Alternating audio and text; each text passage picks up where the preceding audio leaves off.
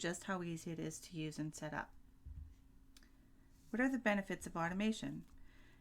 Automation saves you time and money. For enterprises both large and small, bank reconciliation is a necessary yet time-consuming and difficult process.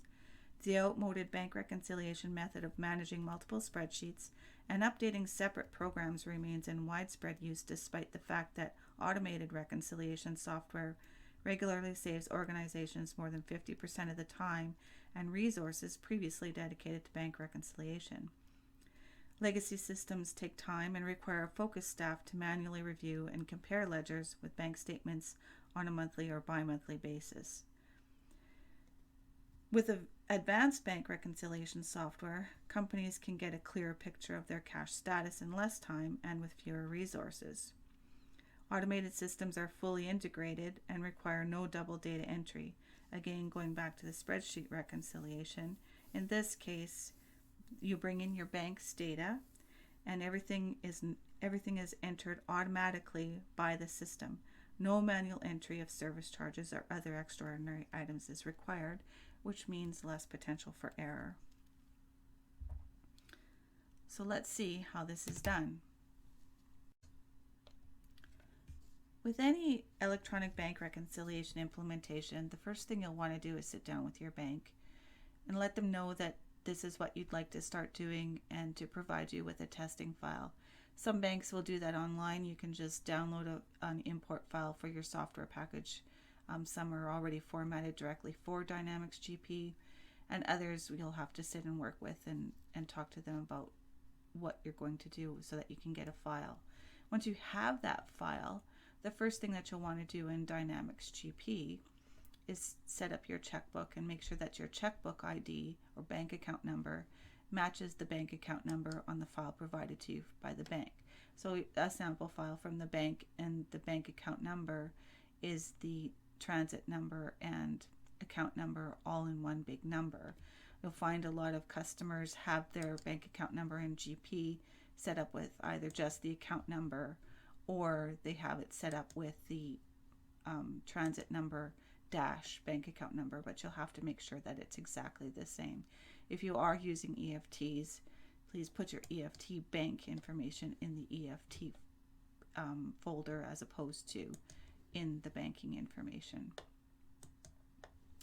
So once you have that, you'll just want to go through the steps in Electronic Reconcile.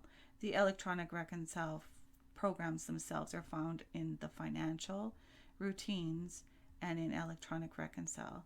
If you find that these menu items are missing, just talk to your administrator and somebody can make sure those programs are installed for you. So the first step will be to go into the Configurator program.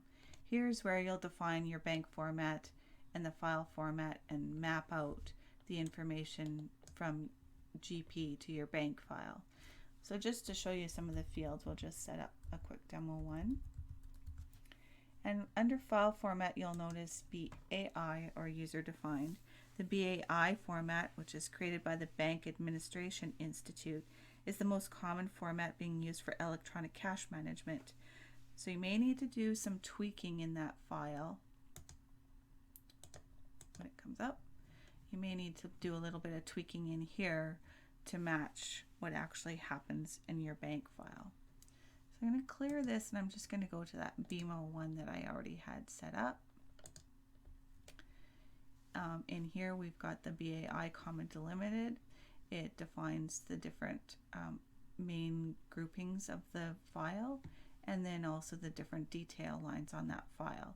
So when you look at these records on the file and you look at the file itself, you'll notice a record type and then a file type, the amount, and then in this particular case on this field it's the check date or transaction date. Once you've got this set up, you'll notice this button here that says codes entry. In here is where you'll define the different types of transactions and the different codes associated with those transactions. I'll just bring that up so you can see it a little bit better.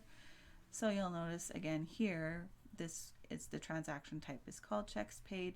These are the different codes that could come from the bank as far as a checks paid type, and then the different descriptions against those different payment types, or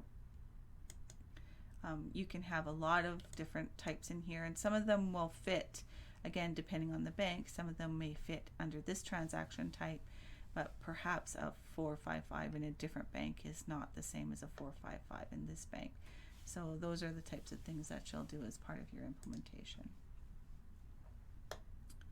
Once you've got your file set up, then you'll do your download maintenance. In here, you're just defining where your file is going to be, your bank file is going to be located on your network.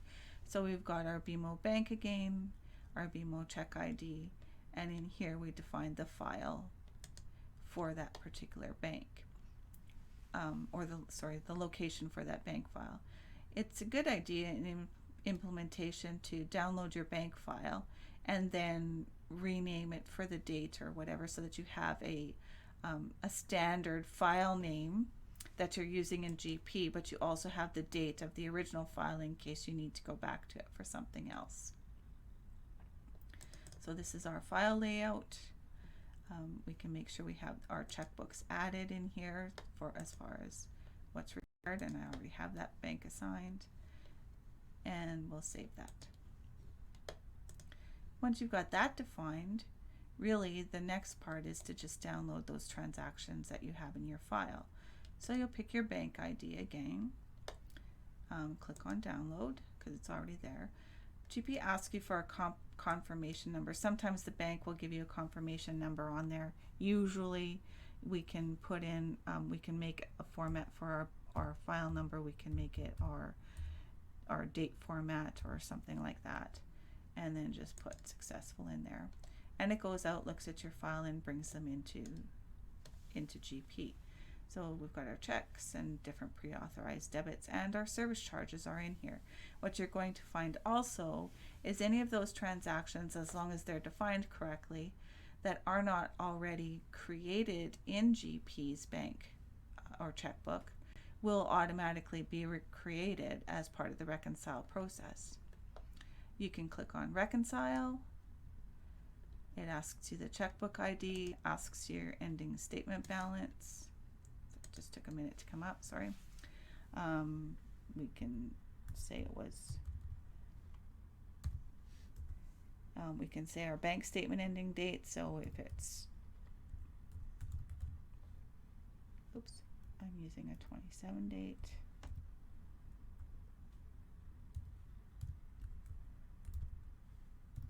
And then you just follow the regular bank reconciliation process.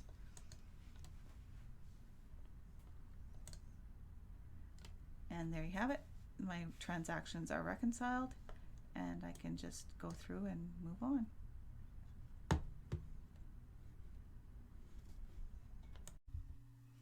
So in today's webinar, we've reviewed the benefits and features of the electronic bank reconciliation program in Dynamics GP and shown you just how easy it is to set up and use. We hope you found this information interesting and look forward to implementing this feature with you.